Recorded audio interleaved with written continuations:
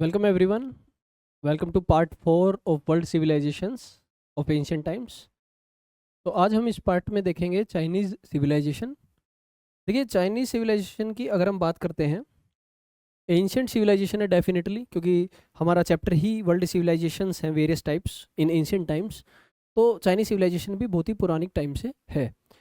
इसका date back किया जाता है 3000 BC से, यानी 3000 BC पूर्व इसका टाइम पीरियड माना जाता है। राइज इसका सिविलाइजेशन है कहाँ था? रिवर है जिसका नाम है सी कियांग, हवांग हो रिवर एंड वांग हो।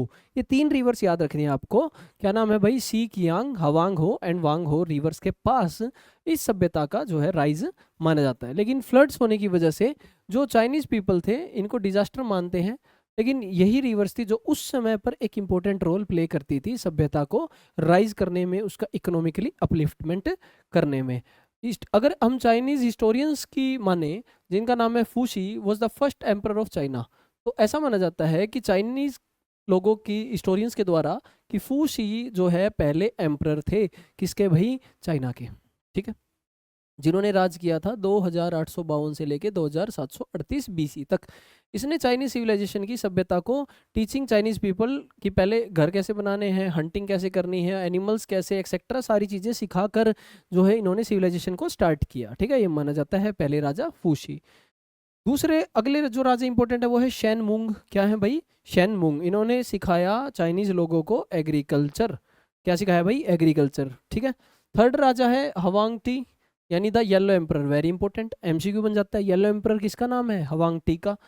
इन्होंने टाइटल लिया और चाइना को यूनाइट किया। तो पहले राजा जिन्होंने चाइना चाइना को यूनाइट किया वो है हवांग टी या येलो एम्पर, और छोटी छोटी टेरिटरीज में बांटा और पूरी प्रोग्रेस की पीक पर ये उसको ले गए। ठीक है।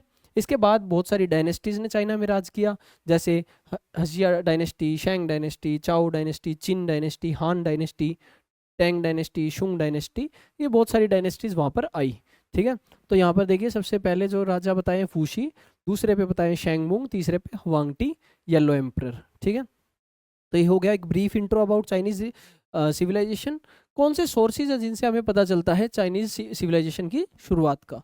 पहले माइथोलॉजिकली, मतलब कुछ कहानियां हैं, जो बहुत सारी माइथोलॉजिकल कहानियां हैं जिनमें जिक्र होता है इन चीज़ों का। वहाँ से एक आइडिया होता है कि अच्छा सिविलाइजेशन ऐसा कुछ था। दूसरा है बुचिंग एंड बीचिंग, यानी पोइट्री। किसके द्वारा? कन्फ्यूशियस के द्वारा। क्या नाम है भाई? कन्फ्यूशियस के द्वारा कुछ पोइट्री लिखी गई थी, बुचिंग एंड बीचिंग। ठीक है, ये कन्फ्यूशियस एक चाइनीज फिलोसफर थे, आप देख सकते हैं यहाँ पे।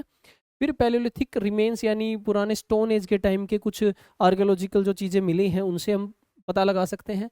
बोन के कुछ records, pottery, image to sounds. ठीक है। अब कुछ ह्यूमन रिमेन्स देख सकते हैं आप जो मिले हैं पुराने टाइम पे। तो इससे पता चलता है कि पहले यहाँ पर कोई ना कोई लोग रहते थे, सिविलाइजेशन कहीं ना कहीं बसाई गई थी। इंपॉर्टेंट है कन्फ्यूशियस के नाम। ठीक है, और इनके द्वारा लिखी गई पोट्री, सॉरी पोइट्री। ठीक है। नेक्स्ट है हमारे पास एडमिनिस्ट्रेशन। चाइना के अंदर किंग को बोलते थे वांग। क्या बोलते थे? वांग। जैसे फराओ कहाँ पर बोला जाता था भाई? इजिप्ट में। फराओ कहाँ पर बोला जाता था भाई? इजिप्ट में।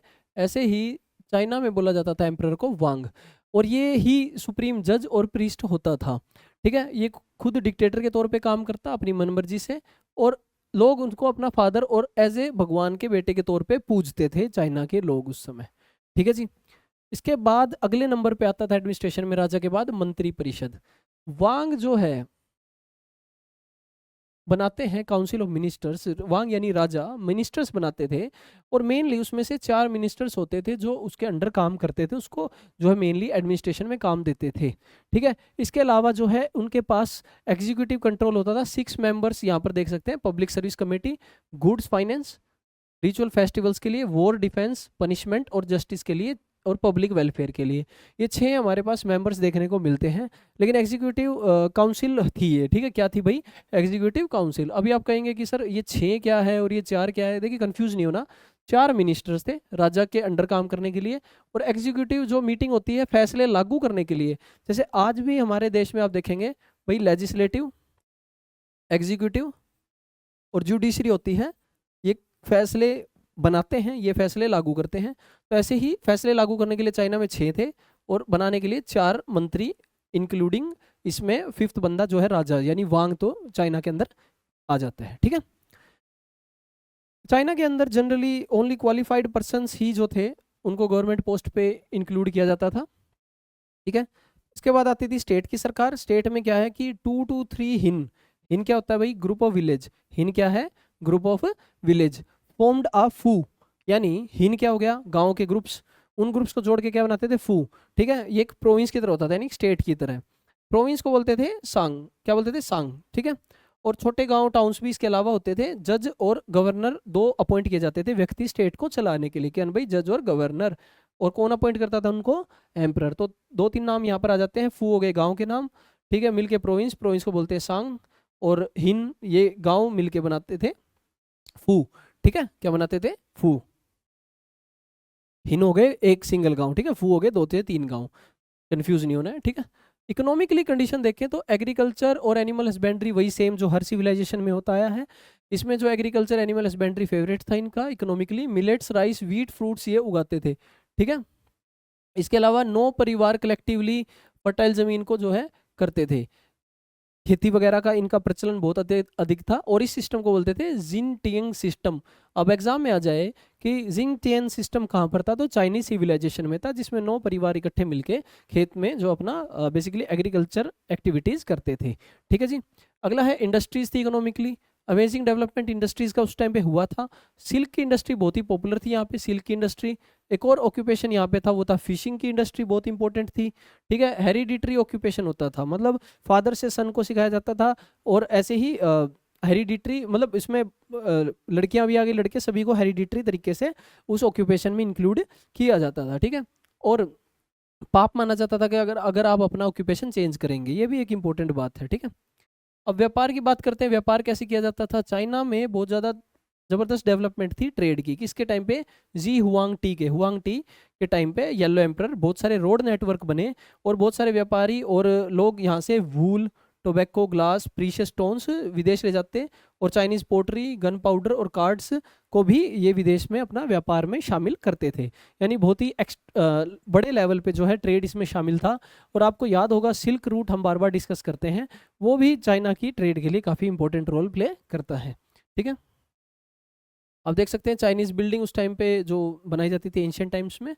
एंशियंट टाइम्स में जो चाइना के लोग हैं did not consider any other race except themself, वो खुद के अलावा किसी रेस को नहीं मानते थे, खुद को बोलते थे द किंगडम अंडर हेवन, यानी टियांगशिया, यानी टियांगशिया कि स्वर्ग जो है स्वर्ग के नीचे हमारा हम ही रहते हैं, वो किसी और को मानते नहीं थे। ठीक है, एंशियंट टाइम्स की हम बात कर रहे हैं। सामाजिक तौर पे देखें तो कैसे चाइना में क्या था, देखिए एटिकेट जरूरी थे, पोलाइट बिहेवियर होना बहुत जरूरी था। और चाइना के अंदर चाइनीज लोगों की माने तो क्रिएटर ऑफ वर्ल्ड, यानी जिसको मानते हैं पंकु, उन्होंने 4 क्लासेस बनाई थी। ठीक है, यानी गॉड उनके जो जिनको मानते थे उस टाइम पे 4 क्लासेस बनाई थी। फर्स्ट में आते थे मैंडेरियन, मैंडेरियंस। ठीक है, बहुत इंपॉर्टेंट है, एक अलग सा नाम आया है मैंडेरियंस, चाइनीज लोग फर्स्ट क्लास में इंक्लूड करते थे। इसमें कौन कौन होते थे, scholars, teachers, person with higher education, जो ज़्यादा पढ़े लिखे लोग थे या ज़्यादा ही जो स्कॉलर लोग थे उनको शामिल करते थे। सेकंड क्लास के अंदर आते थे किसान, वेरी इंपॉर्टेंट।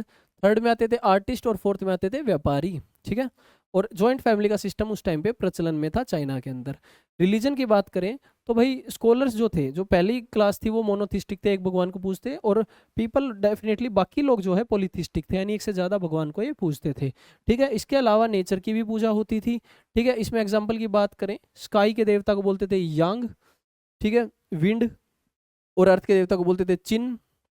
ठीक है, ये मेन इनके गॉड्स हो गए। सुपरस्टिशंस, यानी जो अपने कुछ सुपरस्टिशियस चीज चलती हैं पुराने टाइम से, उसमें ये अच्छे से बिलीव करते थे।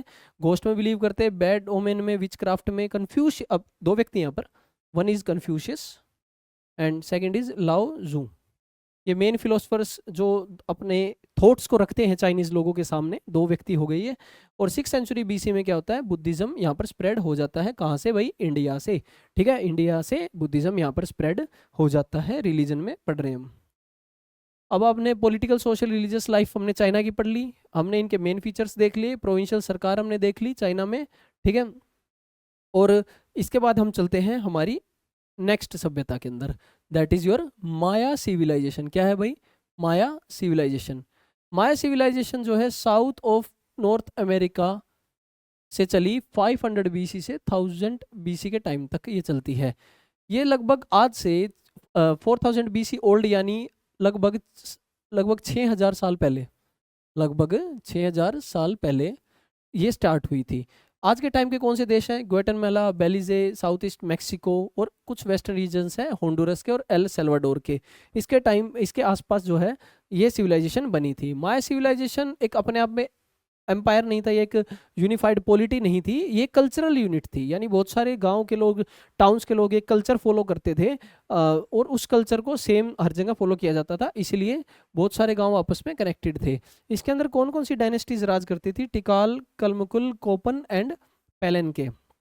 ठीक है, इसमें जो है बहुत बड़ी आर्किटेक्चर, आर्ट्स, राइटिंग, ठीक है, और कैलेंडर, एस्ट्रोनॉमी, इन सब चीज़ों पे भी बिलीव किया जाता था।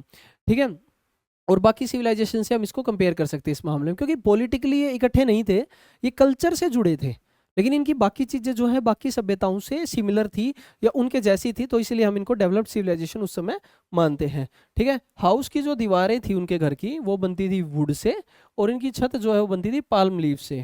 ठीक है जी, नेक्स्ट इज सोर्स। हमें कैसे पता चलता है माया सिविलाइजेशन से? देखिए, एक्सकवेटेड जो आर्कियोलॉजिकल प्रूफ तो है ही, रेलिक्स, पोटरी, कार्विंग, ठीक है, ये glyphs. Ancient Maya a new perspective by Heather ने बुक लिखी है। किसने लिखी है भाई? हैथर ने। और माया की बुक्स और कोडिक्स, जो कोड्स वगैरह लिखे गए थे माया की बुक्स के अंदर, ठीक है, और माया सिविलाइजेशन की आप बिल्डिंग देख सकते हो टेम्पल फॉर्म में। इन सभी से हमें प्रूफ होता है कि भाई माया सिविलाइजेशन वहाँ पर कितनी डेवलप थी और कैसे वो लोग रहते थे। अब बात करते हैं पॉलिटिक्स की। अब हमने बताया एक पॉलिटिकल यूनिटी तो इकट्ठी थी नहीं, है कल्चर से, जो कल्चर से इकट्ठा हुआ था माया सिविलाइजेशन।